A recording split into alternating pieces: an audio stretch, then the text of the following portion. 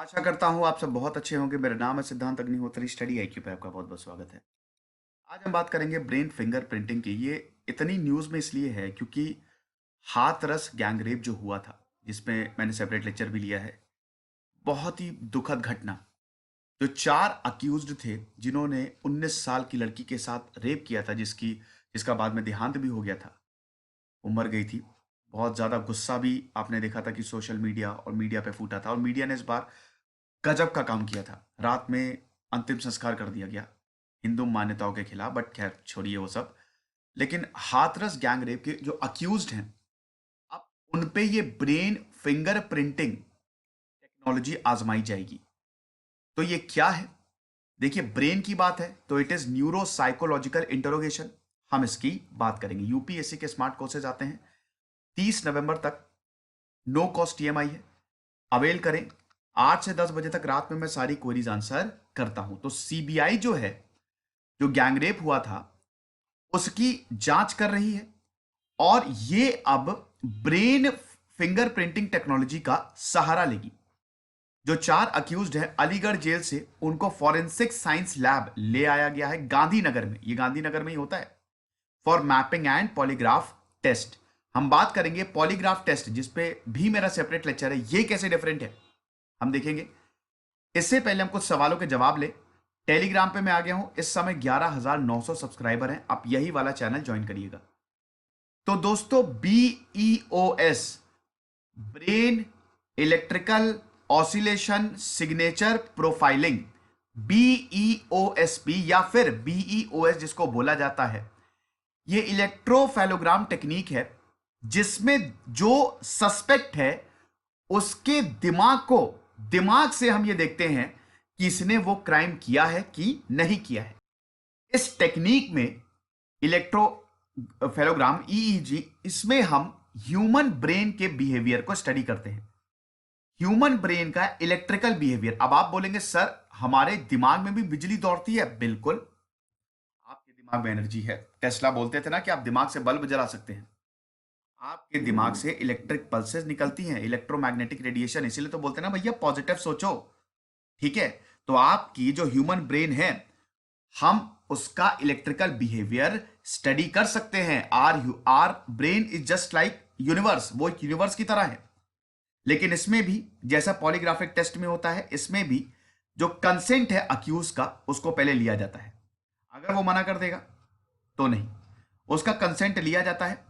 और उसके बाद, क्योंकि ये नॉन इन्वेजिव है, तो हम इसमें टोपी पहनाते हैं। अब जाहिर सी बात है, अगर इलेक्ट्रिकल पल्सेस को हमको स्टडी करना है, मतलब इलेक्ट्रिकल रिस्पॉन्स जो है हमारे ब्रेन का, अगर उसको स्टडी करना है, तो हम कुछ ना कुछ तो करेंगे ना। मतलब कुछ ना कुछ पहनाएंगे, या फिर कोई ऐसी चीज होनी चाहिए जो इसको इंडिकेट करे। तो इसमें हम एक टोपी पहनाते हैं अक्यूज्ड को, जिसमें बहुत सारे इलेक्ट्रोड्स होते हैं। भाई, इलेक्ट्रिकल रिस्पॉन्स, यही इलेक्ट्रोड्स तो डिटेक्ट करेंगे ना। कुछ भी रिस्पॉन्स हुआ, इलेक्ट्रोड्स में बिजली आई, मतलब कंडक्शन हुआ, और उसके बाद रिस्पॉन्स शो होगा कि कुछ गड़बड़ है। अब इसमें क्या होता है, इसमें कोई सवाल जवाब नहीं होते हैं। एक डिफरेंस है पॉलीग्राफिक टेस्ट और BEOSP में। यही तो डिफरेंस है कि जहां पॉलीग्राफिक टेस्ट में सवाल पूछा जाता है, वो भी न्यूरो साइकोलॉजिकल स्टडी है। ठीक है? मतलब उसमें भी हम क्या करते हैं, पॉलीग्राफ टेस्ट में, उसमें भी हम यही करते हैं। उसमें हम ड्रग्स देते हैं, और उसके बाद हम फिजियोलॉजिकल इंडिकेटर्स को देखते हैं, जैसे ब्लड प्रेशर हो गया, पल्स रेट हो गया, रेस्पिरेशन हो गया, स्किन कंडक्टिविटी हो गया। लेकिन यहां पे हम देखते हैं, यहां पे कुछ नहीं होता है। यहां पे हम कोई सवाल जवाब नहीं करते हैं, क्योंकि देखिए पॉलीग्राफिक टेस्ट में क्या है, पॉलीग्राफिक टेस्ट में कई बार ऐसा देखा गया है कि कुछ अक्यूज्ड बच के निकल जाते हैं। वो क्राइम किया है उन्होंने, लेकिन वो इतने माहिर होते हैं कि अपनी पल्स रेट को भी कंट्रोल कर लेते हैं। सिंपल सी बात है ना, आपने देखा होगा कि जब आप झूठ बोलते हैं, और अगर कोई आपसे वो सवाल पूछता है, जैसे मान लीजिए आपने गर्लफ्रेंड से झूठ बोला है, बॉयफ्रेंड से झूठ बोला है, चलो बहुत बढ़िया। अब मान लो अगर उसने बोला क्या तुम वहां थे, तो तुम बोलोगे यार नहीं था मैं। लेकिन आपके एकदम से कुछ रिस्पॉन्स होता है ना, आप देखते होंगे कि आपके दिल की धड़कनें थोड़ी सी तेज हो जाती है। ठीक है? भले ही आप कितना भी झूठ बोलने की कोशिश करो, कुछ ना कुछ, जैसे कभी आप नजर नहीं मिला पाओगे, या थोड़ी सी धड़कनें तेज, तो ये रिस्पॉन्सेज होते हैं। लेकिन कुछ लोग इतने झूठ बोलने में माहिर होते हैं कि वो अपनी पल्स रेट को भी कंट्रोल कर लेते हैं। और अगर आपने अपनी पल्स रेट को कंट्रोल कर लिया तो इसका मतलब आपका ब्लड प्रेशर, रेस्पिरेशन सब कंट्रोल हो गया। तो यानी कि वो लाई डिटेक्टर में, यानी कि पॉलीग्राफिक टेस्ट में पकड़ा नहीं जाएगा। लेकिन दोस्तों ये वाला प्रोसीजर जो है वो बिल्कुल अलग है, क्योंकि हम इसमें सीधा ब्रेन को देख रहे हैं, ब्रेन की एक्टिविटी को देख रहे हैं। अब इसमें हम सवाल जवाब नहीं करते, तो फिर ये टेस्ट कैसे होता है? हम इसमें विजुअल्स दिखाते हैं, ठीक है। यहां पे जो अक्यूज्ड है उनको विजुअल्स दिखाया जाता है, या फिर ऑडियो क्लिप्स जो है वो सुनाई जाती है। यानी कि अक्यूज को टोपी पहनाई जिसमें बहुत सारे इलेक्ट्रोड से बैठाया सामने, या तो ऑडियो क्लिप सुनाई गई जो क्राइम उन्होंने किया, या फिर वीडियो दिखाए गए। और उसके बाद यह देखा जाता है कि क्या ब्रेन में जो न्यूरॉन्स है, neurons is the fundamental unit of brains. जैसे हमारी बॉडी सेल से बनी है, वैसे ब्रेन न्यूरॉन से बना है। न्यूरॉन नेटवर्क बनाता है, बहुत इंपॉर्टेंट। और इन नेटवर्क के थ्रू तो ये इलेक्ट्रिकल पल्सेज आती है ना, छोटी होती है, बहुत कम इंटेंसिटी की होती है, लेकिन इनको मेजर किया जा सकता है। तो इसीलिए कहते हैं ना, हमारे दिमाग के पास इतनी ज्यादा ताकत है कि वो हर चीज को कंट्रोल, पूरे यूनिवर्स को कंट्रोल कर सकता है, क्योंकि दिमाग खुद ही एक यूनिवर्स है। तो न्यूरॉन का कोई ट्रिगर हो रहा है कि नहीं? जब भी हमने कोई विजुअल या फिर कोई भी ऑडियो क्लिप दिखाई, न्यूरॉन्स ट्रिगर हो रहे हैं कि नहीं? और जैसे अगर मान लो ट्रिगर हुए, पता चल जाता है कि कुछ गड़बड़ है। लेकिन हमको अक्यूज्ड के साथ भी फेयर होना पड़ता है, ठीक है। और यहां पे उनको दो हाइपोथेसिस दिखाई जाती है। देखिए, अक्यूज्ड को तो यही कहेगा ना कि मैंने तो क्राइम किया नहीं, मैं तो यहां पे था नहीं। तो हो सकता है वो सही कह रहा हो। अगर मान लीजिए कि वो सही कह रहा होगा, देखिए दो ही पॉसिबिलिटी, या तो वो सही कह रहा होगा, और अगर वो सही कह रहा होगा तो कोई न्यूरॉन का रिस्पॉन्स होगा ही नहीं। तो इसीलिए यहां पे दो हाइपोथेसिस दिखाई जाती हैं उनके सामने, ताकि इनके ब्रेन रिस्पॉन्स को देखा जाए। अगर उसने कुछ नहीं किया है तो सिंपल है, लेकिन अगर उसने कुछ किया है तो उसका ब्रेन रिस्पॉन्स, उसके न्यूरॉन जो है वो रिस्पॉन्सिव होंगे। कैसे? क्योंकि उसने उस क्राइम को एक्सपीरियंस किया है, उसने किया है उस क्राइम को। तो इसीलिए तो the test are based on the phenomena of knowledge and experience. इंसान के पास, इंसान जो भी करता है वो उसके दिमाग में स्टोर होता है, और जब वो स्टोर होगा मतलब वो नॉलेज के फॉर्म में, एक्सपीरियंस के फॉर्म में स्टोर होगा। तो अगर वो चीज हम दिखाएंगे, जैसे मान लीजिए कि आपकी क्लास में आपको कोई जवाब आता है, आप बहुत बढ़िया से पढ़ के गए हैं, और आपको जब जवाब आता है तो आपके न्यूरॉन्स एकदम से एक्टिव हो जाते हैं। आप चाहते हैं, आप बोलते हैं ना कि हम लोग जब क्लास में थे तो बोलते थे कि किसको इस सवाल का जवाब आता है, मैथ्स का ही सवाल ले लेते हैं हम। जैसे मैथ्स में बड़ी दिक्कत होती थी, लेकिन जब टीचर पूछती थी तो हम सब हाथ खड़ा करते थे, जिनको भी जवाब आता था। वैसे टफ सवाल होता था तो किसी के हाथ नहीं खड़े होते थे, और उसके बाद टीचर बोलता था कि ब्लैक बोर्ड पे सॉल्व करो, और हालत खराब हो जाती। बट जैसे ही जवाब पता होता था, क्योंकि हमने उसको एक्सपीरियंस किया, हमारे पास नॉलेज है, हमारे न्यूरॉन्स एक्टिव हो जाते थे। तो वो जो है आपके ब्रेन में एक्टिविटी हो रही है, तो इसका मतलब न्यूरॉन रिस्पॉन्ड करेगा ही करेगा, ठीक है। और ऐसे ही हम देखते हैं कि इसने क्राइम किया है, ये जो बोल रहा है ये गलत है, और अगर सही बोल रहा है तो कोई रिस्पॉन्स होगा ही नहीं। अब एक और सवाल है कि इन अक्यूज्ड को गांधीनगर क्यों लाया गया? यह भी एक सवाल है। देखिए, गांधीनगर गुजरात में है, कैपिटल है गुजरात की, अहमदाबाद के ही अंदर आता है। तो 1974 में गुजरात स्टेट FSL, ये जो इनकी फॉरेंसिक लेबोरेटरी है, ये फाउंड किया था। और ये भारत की बहुत ही इंपॉर्टेंट लेबोरेटरी है। अगर फॉरेंसिक साइंस और टेक्निकल इन्वेस्टिगेशन की बात करें तो गांधीनगर जो है वो भारत की सबसे बेहतरीन लेबोरेटरीज में से एक है। यहां पे टोटल 1100 का स्टाफ है, और जो सर्विसेज हैं जैसे suspect detection system, computer forensic, narco analysis, everything is available in this laboratory. मतलब जो कातिल है वो बच के निकल ही नहीं सकता। हालांकि गुजरात में 33 डिस्ट्रिक्ट हैं जहां पे फॉरेंसिक वैन है, उनकी खुद की फॉरेंसिक वैन है।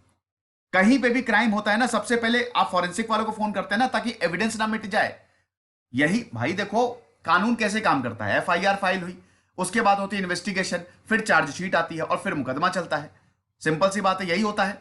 तो यहां पे होगा क्या, जैसे ही क्राइम हुआ सबसे पहले फॉरेंसिक टीम आती है। अब फॉरेंसिक टीम सैंपल्स को कलेक्ट करेगी, फिंगरप्रिंट्स क्या है सब कुछ, और उसके बाद उसको देखा जाएगा। तो ये फॉरेंसिक वैन्स बड़ी इंपॉर्टेंट होती हैं, क्योंकि इसी में ही सब भर के सैंपल्स ले जाए जाते हैं। तो गांधीनगर की जो FSL है शानदार है। एनसीआरबी के हिसाब से गुजरात की एफएसएल जो है, हाईएस्ट नंबर ऑफ फिंगरप्रिंट्स जो है ना, वो गुजरात की एफएसएल ने ही ट्रेस किए थे। 70,000 के करीब केसेस में फिंगरप्रिंट्स ट्रेस किए थे यहां पे। 21 लाख डेटाबेस, मतलब जो देखिए ये फिंगरप्रिंट्स का डेटाबेस अवेलेबल होता है। इसका सबसे अच्छी बात क्या है कि मान लीजिए किसी ने क्राइम किया, अब उसका फिंगरप्रिंट्स आपके पास आ गया, आपने डेटा में डाल दिया।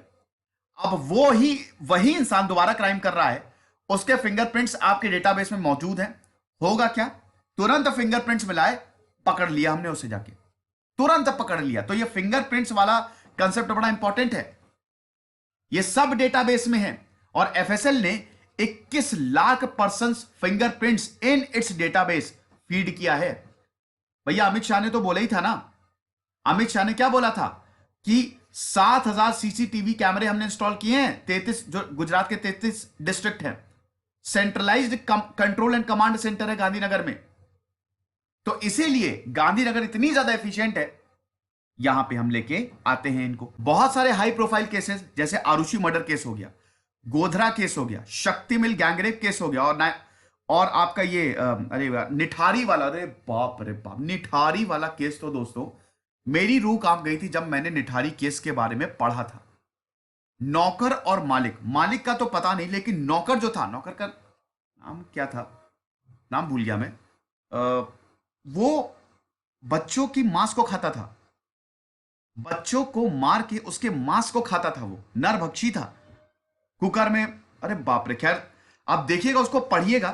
तो वही बता रहा हूं कि ये सारे बड़े बड़े केसेस जो है ना, ये गांधीनगर में ही आए थे। मालिक तो था उसका सुरेंद्र कोहली, लेकिन उसके नौकर का नाम मैं भूल गया हूं। अब क्या इसको एज एन एविडेंस की तरह पेश किया जा सकता है? देखिए 2010 का सुप्रीम कोर्ट का जो जजमेंट था, Selvi versus Karnataka case, versus state of Karnataka case, जिसमें बेंच ने यह बोला था कि नार्को एनालिसिस, पॉलीग्राफ और ब्रेन मैपिंग टेस्ट जो हैं, वो किसी भी इंडिविजुअल पे आप फोर्स नहीं कर सकते, यानी कि उनका कंसेंट लेना जरूरी है। और ऐसा नहीं है कि ब्रेन रिस्पॉन्स हुआ, भाई बहुत सारे पैरामीटर्स होते हैं। मान लो अगर आपको बहुत ही खतरनाक चीज दिखा दी, तभी आपका न्यूरॉन का रिस्पॉन्स होगा। तो सिर्फ इसको एज एन एविडेंस पेश नहीं किया जा सकता। ठीक है, तो ये लेक्चर था। अच्छा, अब हाथरस केस स्टेटस क्या है? हाथरस केस का क्या स्टेटस है? देखिए सीबीआई ने स्टेटस रिपोर्ट हाथरस की अभी Lucknow bench of Allahabad high court जो है वो वेंसडे को फाइल की, और सीबीआई ने बोला कि जो प्रोब है, जो इन्वेस्टिगेशन है, वो 10 दिसंबर तक खत्म हो जाएगी। प्रोब को वक्त इसलिए लग रहा है क्योंकि अभी फॉरेंसिक रिपोर्ट जो है, उनका रिजल्ट जो है, मतलब वो रिपोर्ट जो है वो आनी बाकी है। ये अनुराग सिंह जो सीबीआई के काउंसिल है, उन्होंने बोला। सुप्रीम कोर्ट ने पहले इलाहाबाद कोर्ट को ये बोला था कि आप सीबीआई को जांच सौंप दो, ठीक है। और ये मैटर जो है ये पूरा का पूरा सुना गया था, और जो अगली हियरिंग होगी वो 16 दिसंबर को होगी। ये लेक्चर था दोस्तों। आई होप आपको कोई भी प्रॉब्लम नहीं हुई होगी। खुश रहिए, पढ़ते रहिए। जैसे सिद्धांत अग्निहोत्री, साइनिंग ऑफ।